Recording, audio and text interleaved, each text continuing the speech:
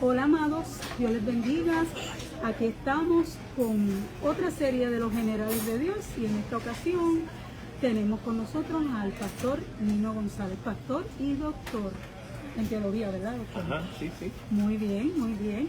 Así que estamos en un viajecito y aprovechamos para poder entrevistar a nuestro pastor, nuestro hermano en la fe, el reverendo Nino González. Pastor, qué lindo, ¿verdad? Gracias. Si usted le quiere decir a los que nos están escuchando cuál ha sido su trasfondo, porque tal vez algunos no recuerdan.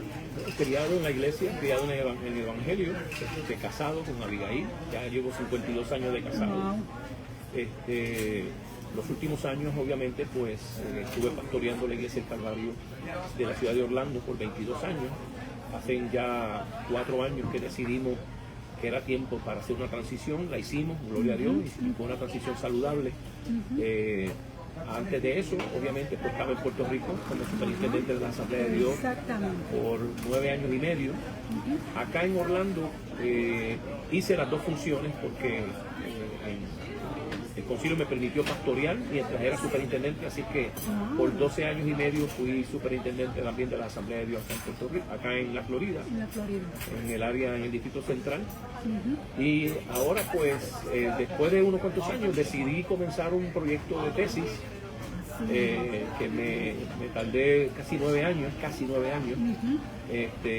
y defendí mi tesis el año pasado, en noviembre 19 del 2024, y me gradué ahora el 6 de junio del 2025. Así que gracias al Señor. Recién graduado estamos, recién graduado. Pastor, yo quería hacerle una pregunta. ¿Cuál fue su experiencia con el Señor? Para aquellos que nos están viendo, que tal vez no han conocido, ¿verdad? No han tenido una experiencia así. ¿Cuál fue su encuentro con Dios? ¿Usted nació en el Evangelio? Nací en el Evangelio, pero como todo joven también tuve mis momentos de crisis de fe, especialmente cuando entré a la Universidad de Puerto Rico. Vivieron unas cosas que obviamente, y yo estaba luchando con un sinnúmero de asuntos de la iglesia, los dogmas y las cosas que yo personalmente no estaba de acuerdo con ellas, pero que eran. Pero de la manera que yo lo expresaba era, pues me quedé lo contrario. Él no tenía culpa de eso. Los dogmas son los hombres acá los establecen, pero me enojé con el Señor. Pero tuve una experiencia con el Señor cuando me caso y obviamente cuando empiezo a trabajar. Trabajé para un banco en Puerto Rico y allí el Señor, en una de esas experiencias que uno tiene, trató con mi vida, y yo entendí que en esa crisis el Señor era el que me estaba hablando. Así que yo entendí por esas experiencias que tuve, que el Señor me estaba llamando de nuevo a regresar al ministerio, por lo menos regresar a los caminos del Señor. Y así lo hice, y de ahí en adelante empecé a sentir un llamado al ministerio, hasta que cuando tenía 25 años, Abigail y yo decidimos irnos a estudiar para el ministerio. Muy bien. Y todavía estamos en eso. Amén. Sí, porque eso es un llamado. Sí. El ministerio no es que yo me lo invento, es un llamado. Definitivo. Y más en nosotros, ¿verdad? Los que partimos de una experiencia pentecostal. Exactamente. Para nosotros entrar al ministerio, y como yo, obviamente, la tesis mía que acabo de hacer es prácticamente esa. Para nosotros, el entrar al ministerio es casi un proceso de conversión. Sí. En donde el Espíritu Santo está involucrado. Amén. Y donde uno también tiene que poner de su parte y aceptar el llamado del Señor. Exactamente.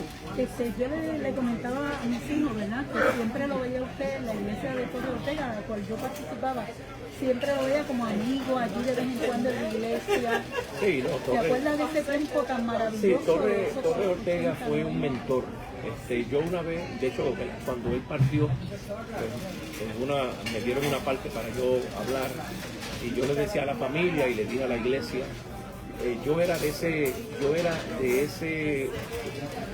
Torre Ortega fue un mentor para mí, pero fue un mentor como a la distancia, porque yo no era parte de la iglesia. Exacto. Yo no era del grupo de avivamiento, yo no me crié cerca de. Sin embargo, yo veía a Torres Ortega y lo veía a la distancia, y a mí me inspiraba la manera que él predicaba. Y yo siempre he sido un observador. Yo soy un fanático de la predicación. Yo al día de hoy todavía escucho mensajes, todavía estoy haciendo mis anotaciones, todavía yo trato de estudiar la estructura del mensaje. Y yo con Torres, yo lo observaba y a mí me gustaba su estilo de predicar. Él era obviamente un orador poderoso, pero ungido. Exactamente. Así que para mí Torres siempre fue un mentor a la distancia. Y luego cuando yo entro como superintendente de la Asamblea de Dios, pues ahí me acerco un poco más y tuvimos acercamientos, reuniones, tiempos con él, en donde él pudo hablar conmigo y hablamos unas cuantas cosas. Así que fue una experiencia muy bonita la que tuve con Torres Ortega. Qué bonito, qué bonito. Sí, porque estábamos hablando precisamente de esto de los generales de Dios, como nosotros en nuestro país hemos tenido esa bendición de que tenemos ¿verdad? Tantos evangelistas que han ido a Sudamérica, a Centroamérica, a Estados Unidos, hasta España, ¿verdad? Y entonces yo considero que usted es uno de esos, un buen superintendente, que de hecho, ¿cómo fue esa superintendencia? ¿Estuvo cuántos años? En Puerto Rico estuve 9 años y medio y en la Florida tuve 12 años. Un total como de 21, 22 años casi como superintendente. Yo soy un amante al ministerio, o sea, a mí me fascina estar con pastores, me fascina el pastorado, yo soy un fanático del pastorado, todo lo que tenga que ver con la estructura eclesiástica, administrativa, congresos pastorales, para mí yo me siento como que esa es el área, me siento como en mi casa y me siento como que esa es parte de lo que Dios me ha permitido aportar. Y me encanta hablar con pastores que están comenzando, me encanta hablar con los nuevos plantadores de iglesia, porque yo veo, para mí, lo más importante sobre la faz de la tierra y lo más poderoso sobre la faz de la tierra es la iglesia. No hay nada, no hay una institución más poderosa sobre la faz de la tierra que la iglesia. Nada, ni el gobierno, ni la banca, ni los comercios, es la iglesia. Y yo pienso que un pastor debe apreciar eso. No importa si tiene 10 hermanos, no importa si tiene 10.000 hermanos. Si uno es llamado al pastorado, eso es lo más grande que Dios tiene sobre la faz de la tierra. Y en esa área, pues, siempre me gusta estar con ministros y con pastores. Amén, qué lindo. Pues, pastor, yo le voy a hacer 2 últimas preguntas. Número 1, usted me diga un poquito de su tesis doctoral. ¿Podría abundar un poco sobre eso? ¿Cómo no? Yo empecé mi tesis cuando empecé a notar que dentro de las filas de las Asambleas de Dios, la curva de ministros aplicantes empezaba a los 40 años. La curva